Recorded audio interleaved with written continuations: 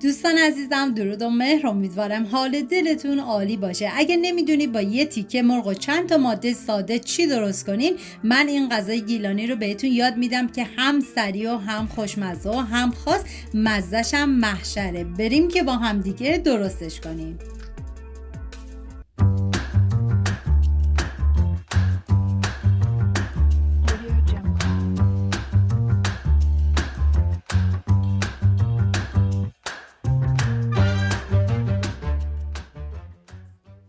ما نیاز به 2 عدد پیاز داریم که من به صورت اسلایسی ریز میکنم و شما حتی میتونید پیاز رو به صورت نگینی هم ریز کنید. و داخل قابلمه من مقداری کمی کره حیوانی ریختم. شما از هر نوع روغنی که دوست داشتین میتونین استفاده کنید. پیازایی که ریز کرده بودم و بهش اضافه میکنم و همین اول ویدیو هم میگم دم گیلانیای عزیزمون گرم با این غذاهای فوق العاده خوشمزه شون. هم میزنم و زمان میدم تا پیازها کمی نرم و شیشه‌ای بشن. تو این فاصله میریم سراغ سینه مرغ که ما نیاز به یه تیکه سینه مرغ داریم و طبق تصویر برش بزنید. و حالا نوبت اضافه کردن ادویه هستش که شامل زردچوبه، فلفل سیاه، نمک و پودر تخم گشنیز. هم میذارم و میذارم ادویه ها تف بخورن و عطر ادویه ها آزاد بشه. ببینید پودر تخم گشنیز توی رسیپی اصلیش نبود، پس قابل حذفه. و حال سینه مرغی که ریز کرده بودم و به پیاز اضافه میکنم و هم میزنم و زمان میدم تا سینه مرغ کاملا تف بخوره.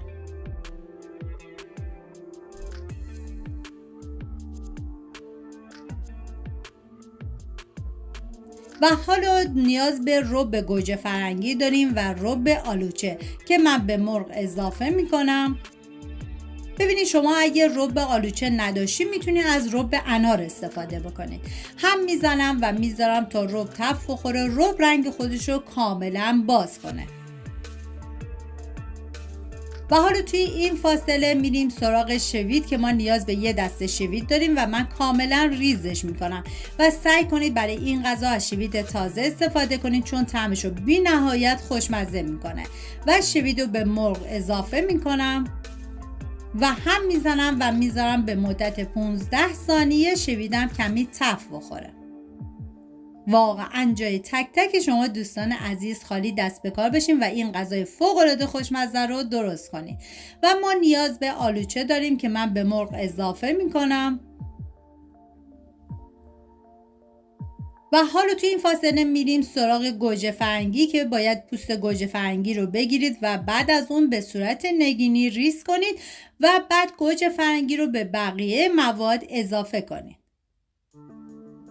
هم میزنم تا همه مواد با هم دیگه مخلوط بشن.